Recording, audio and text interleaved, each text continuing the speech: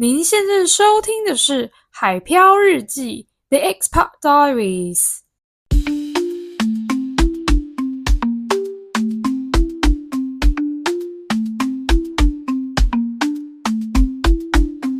Hello，大家，我是凡妮莎，欢迎收听《海漂日记》的第二季。不知道大家喜不喜欢这个新的片头音乐？这个音乐是在一个网站叫做 StockTune 上面找到的。然后我不是很确定它是整个网站上面的音乐，还是只有我挑的这一首。他说它是 AI 生成的，有点不敢相信现在只是 AI 时代的开始而已。今天想要跟大家来聊聊搭讪这个主题。会想要聊这个主题呢，是因为刚刚在 Threads 上面看到一篇文，在讨论东西方文化差异，而导致大家对搭讪的感觉不太一样。第一篇贴文呢是在讲说亚洲人做事比较功利主义，比较有目的性，所以今天当你被搭讪的时候，会一直想说，对方到底是想要干嘛？是不是有什么不好的意图？那反而是在欧美来说呢，搭讪是很正常的一件事情，因为他们有 small talk 这个文化，所以其实跟对方搭讪不一定是一定要怎么样，有时候可能就是聊聊天，打发时间，甚至有一些时候如果聊得还算合得来，这个谈话可能会进入比较深的话题，然后甚至可能会变成朋友。然后下面有另外一个人留言说，他觉得功利不太是最主要的原因，因为其实亚洲人通常还是算是蛮和善的，只是在他的观察呢，就是亚洲人比较没有这样子的文化，比较不会哈拉个两句这样子。看到这两篇文，其实我觉得这个讨论还蛮有趣的，但是我没有到100%同意他们所讲的内容。第一件事情呢，是我觉得以欧美、亚洲这样子两个对立来讲，其实太笼统了。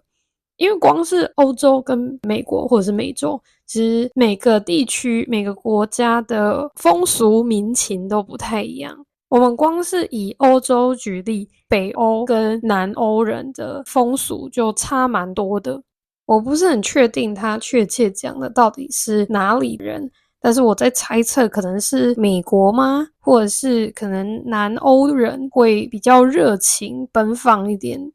我还记得我之前有跟我男朋友的同学们一起吃饭，他们其实就有讨论过类似的话题。就是先有一位男同学呢，他就说他在火车上面跟其他人聊天，因为我男朋友的个性是偏内向，所以他那时候就是有点呛那位同学，就说我在火车上最讨厌遇到你这种人，人家就想要安安静静的搭车，然后就一定要一直在那边搭话，觉得很烦。再举一个例子好了，虽然说原本的贴文是讲欧美，那我们拿美国跟英国做比较。我之前有一个朋友呢，他有在美国工作过，目前他是在英国念书，因为他个性比较活泼，他就比较喜欢美国那边的文化，感觉在那边就是很容易交朋友，跟大家都可以打成一片。可是他在英国这边的时候，就觉得人与人之间的距离有点远，就要不是他在这里念书的话，其实他没有很喜欢这样子的环境。看起来这篇贴文的作者应该是很支持搭讪这个文化，我在猜他会不会是偏外向、偏活泼的个性，而且目前他被搭讪或者是他搭讪人的经验都是好的。根据我在英国的观察，就不管是我身边的朋友，或者是我在路上看到的经验，我觉得也不是每一个人都很乐于被搭讪，尤其如果是流浪汉啊，或者是一些看起来怪怪、有点可疑的人，更不要说如果是在超级观光区，治安又不是到很好，那今天有人来跟你搭讪，你其实要稍微注意一下，因为他们很可能是想要偷你东西、抢你东西，或是骗你的钱。不是说来搭讪的人一定都是坏人，但是必须得说，我刚刚提到的情况其实还算蛮常见的。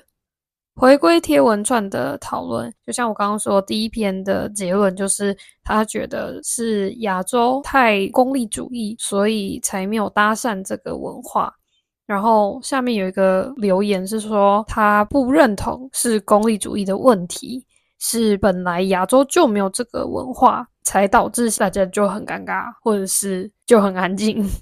他最后提的一个点我觉得很有趣，他说其实一段对话的维持呢，两边都很重要，所以女生不要只怪别人搭讪的不好，有没有想过有可能是你自己不好聊？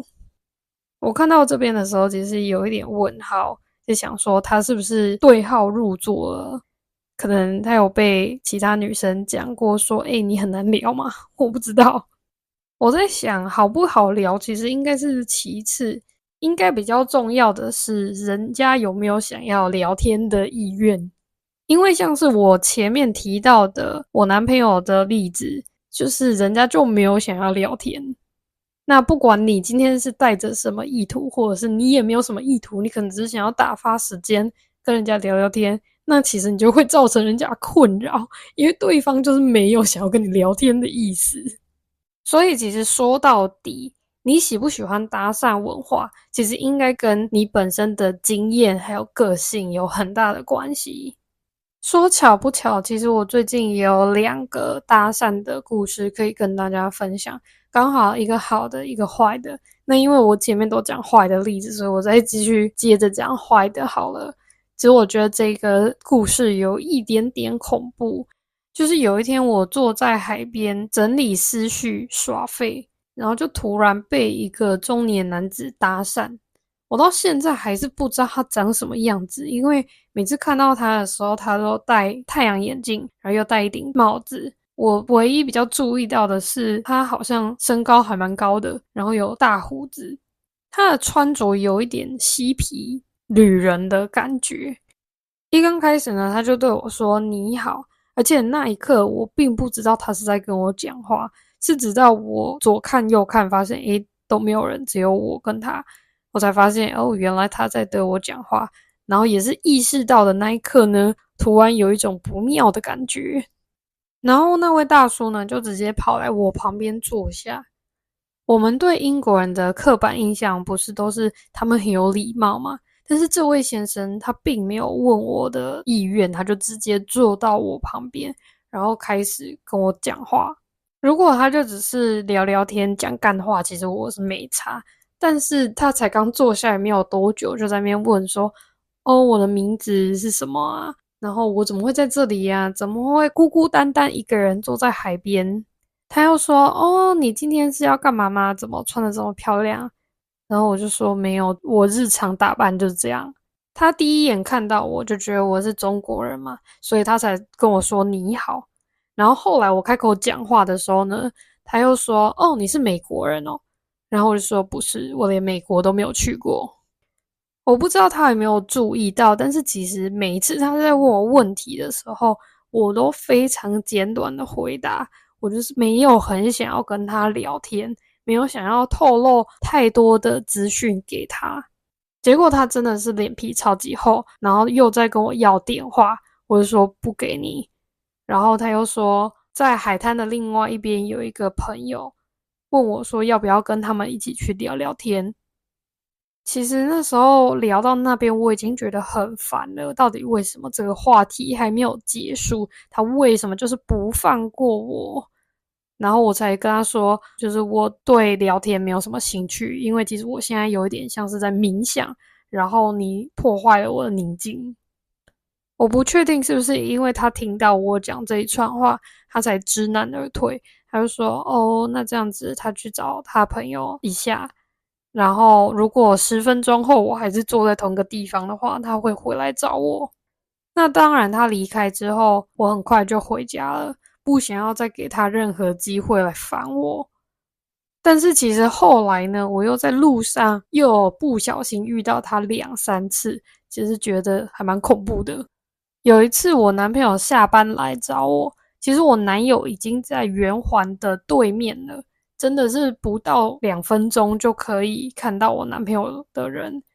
结果在那个圆环呢，我就遇到了那位大叔，然后他就一直叫我名字，然后就一直往我靠近。我那时候假装没有听到，然后快走。但是因为他是朝我迎面而来，所以其实真的是有点难躲。然后他真的叫了我名字，叫了好几次，我那时候觉得超级可怕。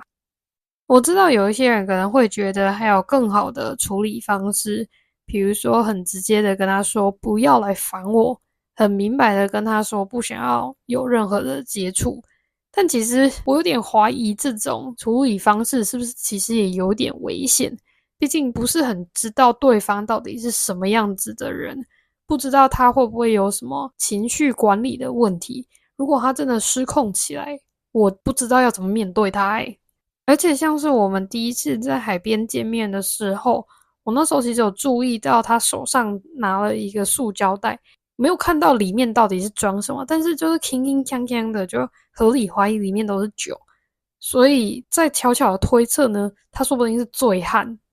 不知道那些大大小小的征兆我有没有解读正确，但当下我是相信我的直觉，就是觉得这个状态其实不太对劲。我后来跟其他人聊聊呢，他们都建议如果之后我又有被这个男生纠缠的话，就要去报警。但是我们当然还是希望这一切都不要发生，最好我就是永远都不要再见到他。最后一个搭讪的故事呢，其实就是昨天发生的。我昨天去 Hastings， 就是英国的一个小镇玩。其实我在出发之前没有做太多的功课，但是刚好在地图上面有看到有一个景点叫做 Hastings Castle， 就是那个小镇的古堡。虽然说是城堡，其实都只剩下残骸而已。重点是我那时候一直在寻找古堡的入口，一直找不到，它真的是长得非常隐秘。再加上地图上的定位不是很准确，所以我就在那个小路上绕来绕去，绕来绕去。是很刚好那时候遇到一个巴西来的姐姐，虽然她也不知道城堡入口到底在哪里，但是她就很热心的说可以开车载我到附近的一个公园，然后她说那边的景色很美。其实车程也大概5分钟而已，但要不是因为那位巴西的姐姐，我可能就完全错过了这个景点。她还说我叫凡妮莎，这个名字非常的亲切，很像是巴西人会有的名字。巴西姐姐带我去的那个公园呢，叫做 West Hill。从那个山坡上鸟瞰整个小镇，真的非常的美。我那时候真的是超级无敌感动。之前的一些经历其实让我觉得很挫折，觉得人生很不顺。但是那天遇到那位姐姐，我有一种被宇宙照顾的感觉。其实是一件这么小的事情，却让我这么感动，心觉得很暖。那我最后想要给大家的结论呢，就是希望搭讪给大家带来的是一些美好的回忆，而不是造成别人的困扰。希望大家都可以互相尊重彼此。在节目的最后，想要跟大家宣传一下，如果你喜欢我们的节目，想要支持我们，可以点海漂日记的自介连结，有第二个选项小额赞助频道，就会直接连接到 Ko-fi 的页面，就可以直接在线上，不论是一次性或者是订阅式的赞助我们，都可以帮助这个节目走得更长远。